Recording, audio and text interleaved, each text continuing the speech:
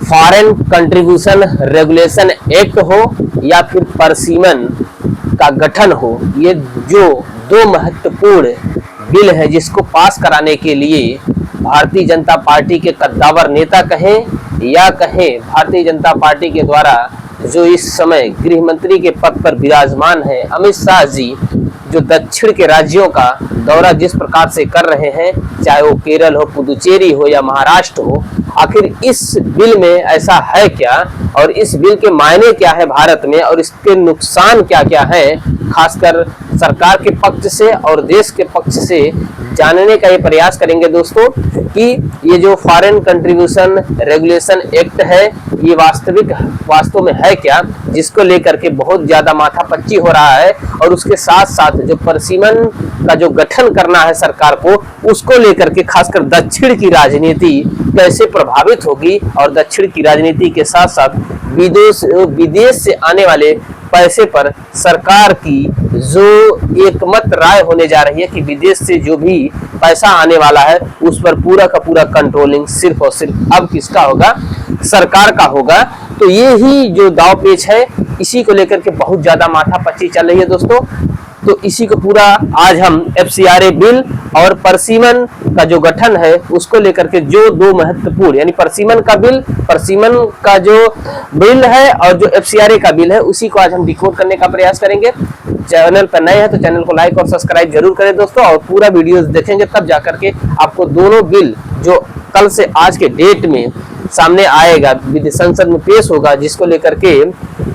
गृह मंत्री अमित शाह पूरी तरीके से डेडिकेटेड है इस चीज को लागू कराने के लिए, इस चीज के लिए नियम और कानून में सुधार करने के लिए। तो पूरा वीडियो देखेंगे तब आपको समझ में आएगा। चलिए शुरू से शुरू करते हैं। सबसे पहले आपको बताने का प्रयास करेंगे क्योंकि कुछ लोग जान ही नहीं पाते हैं कि FCRA का मतलब क्या होता है। FCRA का फुल फॉर्म जैसे हमने आपको बता दिया है, foreign contribution regulation act. FCRA का मतलब यही होता है दोस्तों, फॉरेन कंट्रीब्यूशन रेगुलेशन एक्ट। इसका मतलब सीधा सीधा यही है कि जो भी विदेशों से फंडिंग आ रही, पैसे आ रहे हैं, चाहे वो चर्च में, चाहे वो मकतब मस्जिद में या चाहे अन्य जितने भी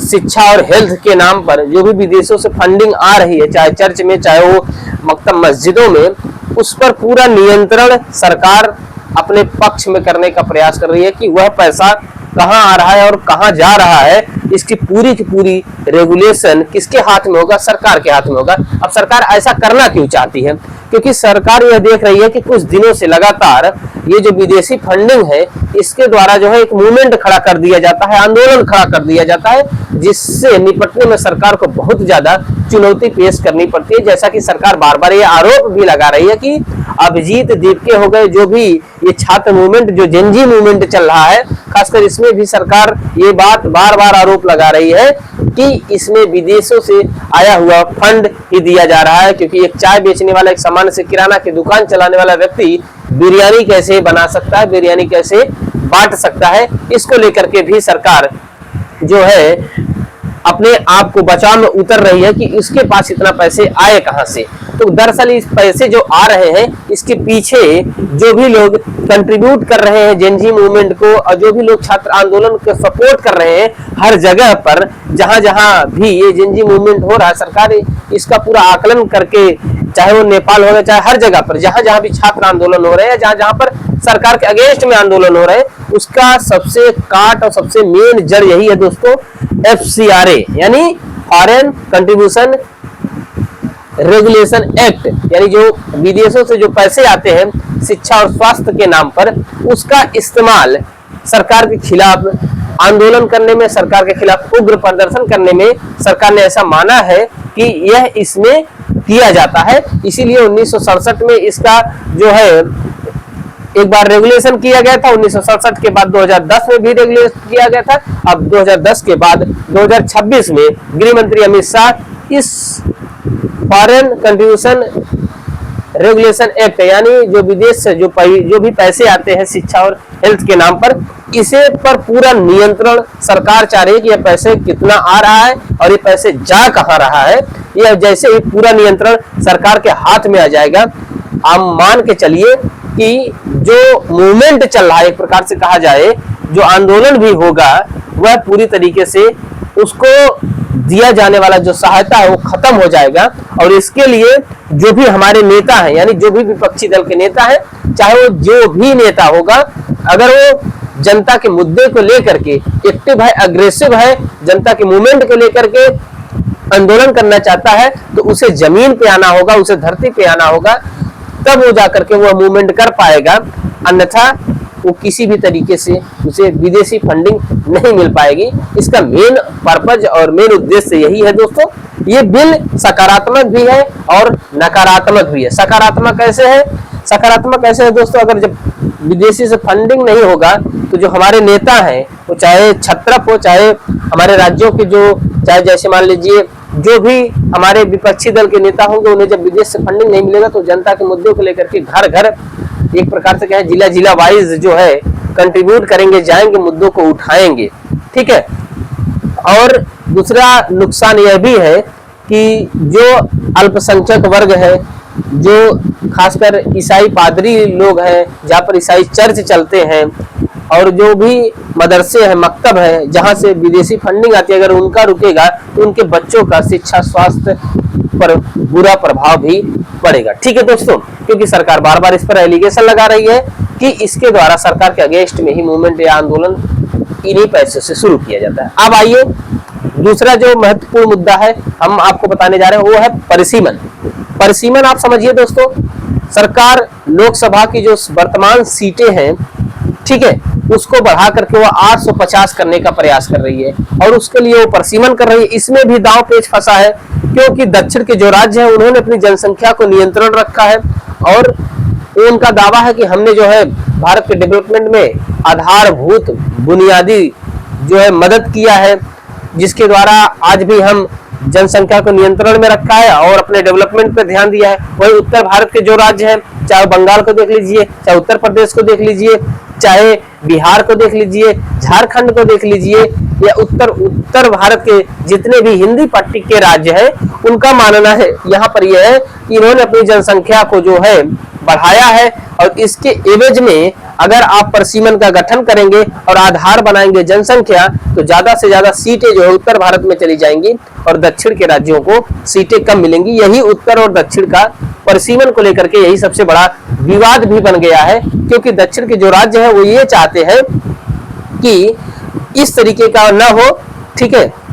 जो परिसीमन हो रहा है जनसंख्या के आधार पे ना हो, जनसंख्या के आधार पे होगा तो ज्यादा से ज्यादा सीटें जो है वो चली जाएंगी कहाँ, जो है दोस्तों, उत्तर हिंदी पट्टी के राज्यों में, और जिससे सरकार को जो है ज्यादा से ज्यादा सरकार का ध्यान भी इन्हीं उत्तर पट्टी के राज्यों में जो है देखने को मिलेगा। ठीक है, यानी हिंदी भाषित राज्यों में देखने को मिलेगा सरकार हमारे साथ भेदभाव कर सकती है। और दक्षिण के जो राज्य है अधिकतर उसमें सिख, मुस्लिम, हिंदू और ईसाई सभी लोग हैं, तो खासकर दक्षिण और उत्तर के जो विवाद है, और ये पूरा का पूरा जो दोनों बिल है, एफसीआरए हो गया और परिसीमन का जो बिल हो गया, ये दक्षिण के राज्यों पर ही टिका हुआ है, क्योंकि यहाँ अगर एफसीआरए बिल भी पास होता है और परिसीमन भी गठन होता है, तो इस दोनों बिल से जो है कहीं न कहीं नुकसान सिर्फ और सिर्फ दक्षिण के राज्यों को लगता है, क्योंकि हमें ही होगा। क्योंकि चाहे वो थालापति विजय को देख लीजिए, चाहे तमिलनाडु को देख लीजिए, आंध्र प्रदेश को देख लीजिए, केरल को देख लीजिए, गोवा को देख लीजिए, यहाँ पर अच्छी खासी बिसात चर्च यानी ईसाई पादरियों की है। ठीक है, और उत्तर भारत से लेकर के दक्षिण भारत तक जो भी विदेशों में फंडिंग आती है, पैसे आते हैं, वो मुस्लिमों के मदरसों में,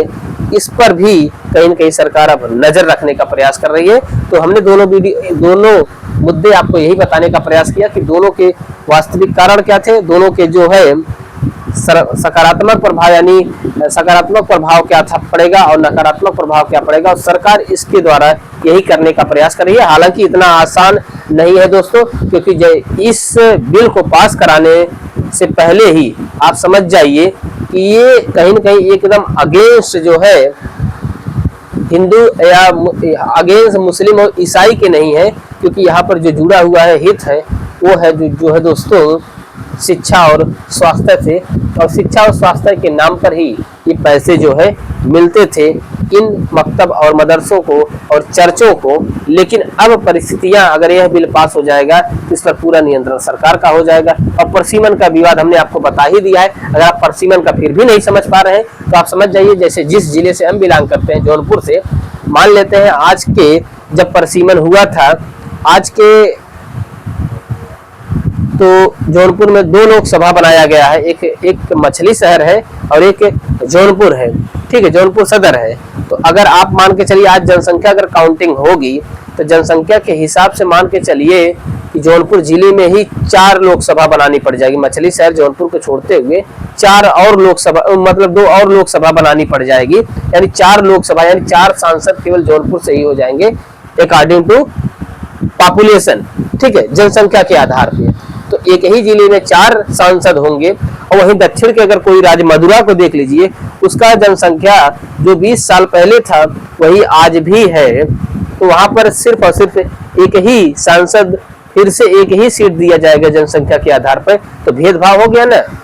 क्योंकि एक जिले की जनसंख्या 20 सालों में 3 गुना हो गई है। वहीं एक अन्य जिले, दक्षिण के राज्यों के जिलों में जो जनसंख्या है वो लगभग आप मान के चलिए 1% भी वृद्धि नहीं हुआ है। वो मान लेते हैं उस समय 10 लाख था, 10 लाख से आज बहुत ज्यादा बढ़ के 1.5 लाख बढ़े हैं। लेकिन वहीं अगर जौनपुर जिले की अगर जनसंख्या मान के चलिए 10 लाख जनसंख्या पर 1 लोकसभा बनाया गया था, फिर जनसंख्या बढ़ा तो 1 लोकसभा अलग कर दिया गया मछली शहर। अब जनसंख्या बढ़ करके और डबल हो गई है। तो कहने का मतलब है 2 लोकसभा और बनाना पड़ेगा, यानी जौनपुर में ही 4 लोकसभा हो जाएंगे। तो ये जो डिस्ट्रीब्यूशन है परसिमन को लेकर के, यही सबसे बड़ा विवाद है दक्षिण के राज्यों के लिए, ठीक है। तो हमने आपको थोड़ा सा सहज और सरल भाषा में बताने का प्रयास किया। वीडियो कैसा लगा, पेज को लाइक और फॉलो जरूर करिएगा, जिस भी प्लेटफॉर्म पर आपको ये वीडियो पहुंचे, चाहे वो फेसबुक पर है, इंस्टाग्राम पर या यूट्यूब पर। तो आप लोग सहयोग और समर्थन जरूर करिएगा। बहुत बहुत आभार, बहुत बहुत आभार।